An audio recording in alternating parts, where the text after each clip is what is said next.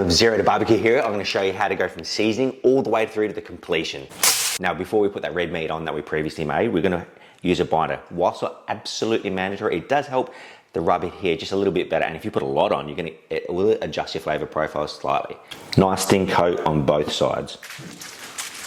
Now, because I like to have the point end facing up, I'm going to do the underneath side first because this is going to be the presentation side and I don't want to flip it over and have to knock a bit of the rub off. Red meat we made previously, you're going to apply the rub from about 50 to 60 centimeters higher. That will ensure a nice even coat. Use your hand to guide it in. That's what he said. Just remember, Pat, don't rub, save it for the goddamn bedroom. You can eagle side, seasonal sides. Righto, you've now flipped them over and you're doing your top side again, nice and high so you get a nice even coverage.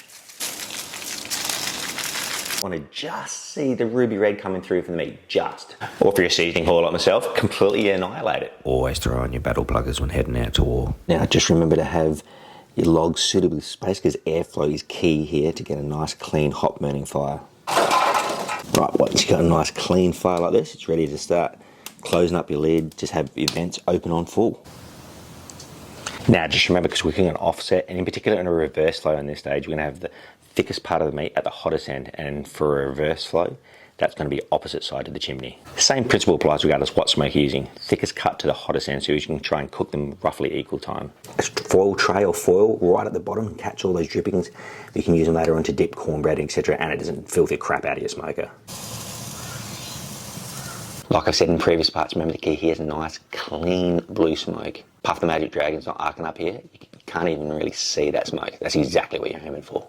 Now, if you're on the offset journey, preheating your wood like this will obviously get it to arc up quicker and there's less chance of having that dirty blue smoke pump through your cook. Now, because you're more than likely just starting out your barbecue journey, it's worth having something like a meter or any kind of a probe where you can monitor your cooks.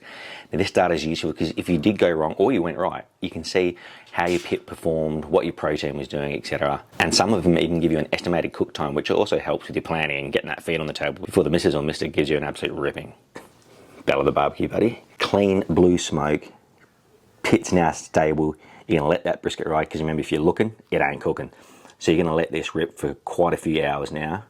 And then we'll take our first look, have a look at the bark, see how it's going, decide if we want to spritz or not. Temperature's just started to drop down a bit. Time to throw on another log. Now you can see preheating how quickly that has taken. And you'll get a nice clean smoke from that. It's been about 3 or 4 hours. Let's take a gander. Look at that colour. Absolutely ripping. So that's sitting at about 180 Fahrenheit, 82 Celsius. The main thing is the look and the bark.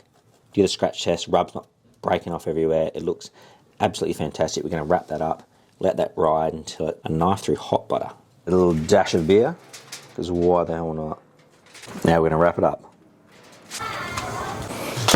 Right, if you don't have an esky, etc., if you can fit it into your microwave, perfect place to rest it.